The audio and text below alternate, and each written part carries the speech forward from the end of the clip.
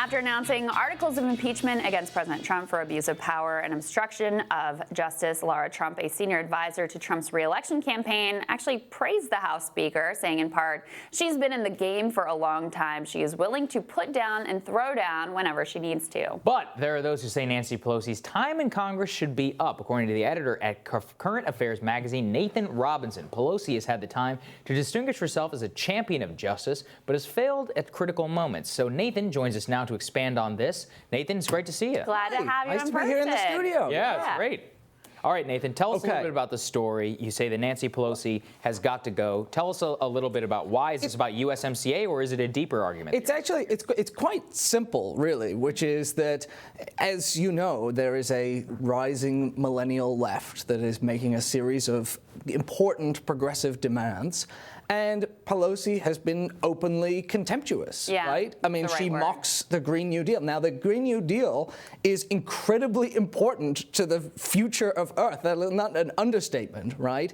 And it's the only real serious climate policy that the Democrats have. And she calls it like the Green New whatever. The Green Dream. The Green Dream, right? And that's not the kind of leader that you can have for the left in the House. She says she's not behind Medicare for all. And there's no reason for her to do this. She's in a deep blue district, and especially in deep blue districts, that's where we need to really be pushing the envelope. She also has this incredibly sort of ossified and outdated view of electoral politics. So what I mean, for example, is she's now decided she's going to give Trump this major win on the trade deal, the NAFTA 2.0 thing, because, or at least this is her articulated rationale, that she thinks that's going to be helpful for moderate Democrats to be able to go to their district and say, we got something done, we worked with the president. Yes. I mean, that's just not how these things work. Voters love bipartisanship, they love cooperation, they love when you reach across the aisle. They like saying those words, but in reality, they want to see you fight. They like Democrats who don't really do it. No, voters hate that stuff, right? Yeah. Voters hate these kind of Democrats. They throw them out of office. This is why under Obama, the Democrats lost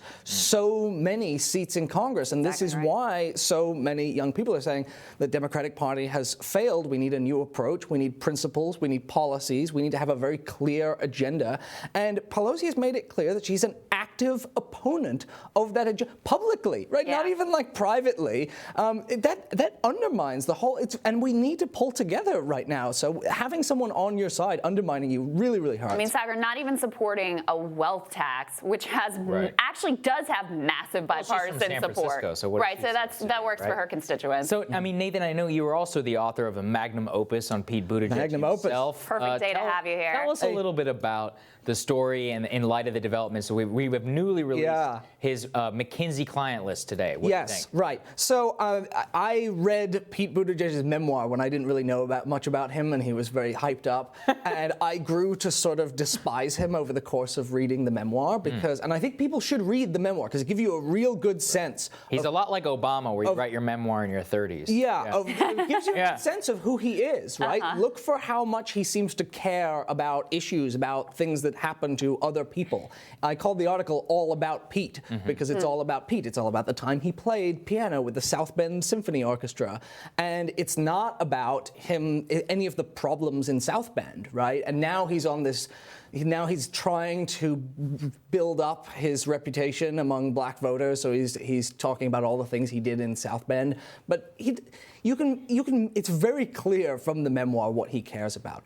Now, the McKinsey thing's interesting because he, coming out as a Rhodes Scholar at Oxford, you can basically have any job you want. Of course. You go wherever you like, right? You have all the tokens of elite privilege, Harvard, Rhodes, Oxford, et cetera. So, if you go to McKinsey is an amoral institution, right? I mean, that's kind of openly. Like, they say, like, their job is serving the client's interest, and they don't care who the client is, in a very literal sense. It could be an opioid manufacturer. It could be Mohammed bin Salman. You know, he's literally one of the clients. That's what McKinsey does. So and ICE, of course, they tried to, like, convince ICE not to feed the detainees.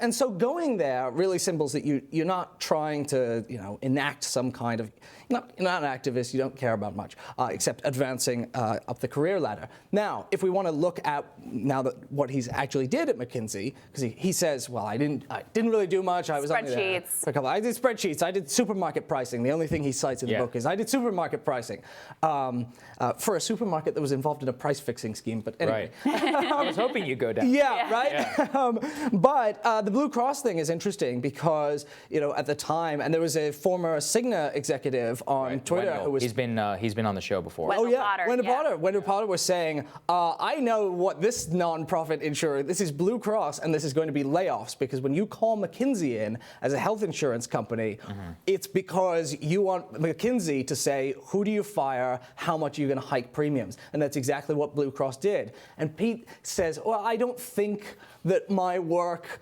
But did it overlap? So do we know whether? Well, yeah, it did. So yeah, it did overlap with the pick, because that's why McKinsey was called in. And now the actual, I think a lot of the rate hikes happened in 2009, and his work was in 2007. But McKinsey was called in to sort of restructure Blue Cross, and what they did is hike rates. So if you're in Michigan, your health insurance premiums were going to pay McKinsey to tell Blue Cross to hike your premiums further. And fire your friends who work there. And yes. Yeah, and one of the successful attacks on Mitt Romney was he seems like the guy who fired your dad. Well, McKinsey, that's what they do. Right? Yeah. When McKinsey is called in, they tell you who to lay off and how much to charge your customers more. Here's the thing that I think is also really interesting in terms of a sign of how the Democratic Party is hopefully changing, which is at the beginning of his career, he very much emphasizes McKinsey, right? It's there. Even at the beginning of this campaign, it's there, it's emphasized in the bio, and then over the course, he's sort of de-emphasized. He doesn't talk about it as much. He doesn't, he very reluctantly released this list of clients, et cetera, which, by the way, politically, I think he kind of had to do because it was just becoming a whole thing in and of itself.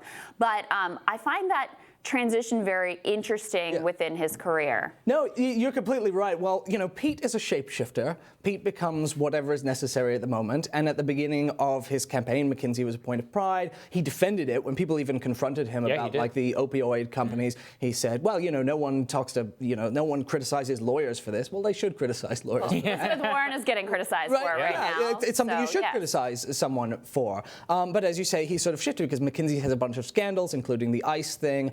In fact, one of the other things that he might have been involved in at McKinsey, well, we know it was reported in the New York Times that he was involved in this project in Afghanistan that was trying to find opportunities for companies to that newly liberated Afghanistan. Yeah. But McKinsey may well have siphoned a bunch of taxpayer money and given almost nothing in return. I mean, it seems to be almost a graft, right? I saw the DOD on that list. There was an Inspector General report that said, we paid McKinsey $18 million, and all we could find that they did was a 50-page report, right?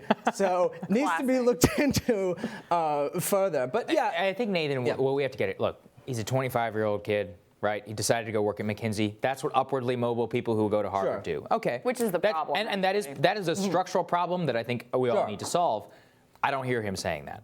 I don't hear him talking about how it's a problem that young people have to go work in private equity and in hedge funds and all these other things, that our entire educated elite is basically is being educated to learn how to extract wealth from the rest of the economy. From the working class. Yeah. One of the striking things to me about reading the memoir was, when he went to Harvard, what his observations at Harvard were. Now, I'm a PhD student at Harvard, and my central observation is that it's a deeply unfair place, right? There are homeless people sleeping outside the gates of Harvard. The dining hall workers are constantly having to fight to get a living wage.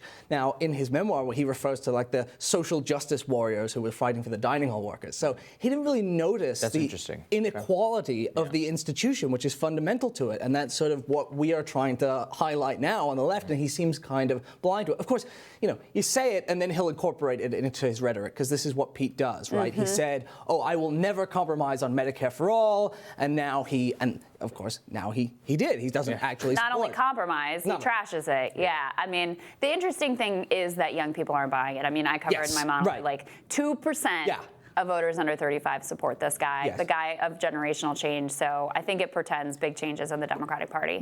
But we do need to try and show older people that he's lying to them, right? When people like him, when they portray Medicare for all as losing your insurance, that's wrong, because that implies you're going to be uninsured, but you're not going to be uninsured. When they say, oh, it raises your taxes, it implies you're going to have less money when you're actually going to have more money. And he knows this. He knows that he's lying about free college, right? Because he says that you're subsidizing rich kids. Well, that's only true if you don't fund it through progressive taxation. If you fund it through progressive taxation, it's just like the public school system. It's just like the fire department. Yeah, but with all of his degrees and intellect that he obviously thinks very highly of, he pretends not to know these basic facts. Yes, right. Well said, Nathan. Nathan, thank you so much. Great to have you in person. Yeah, nice to be here.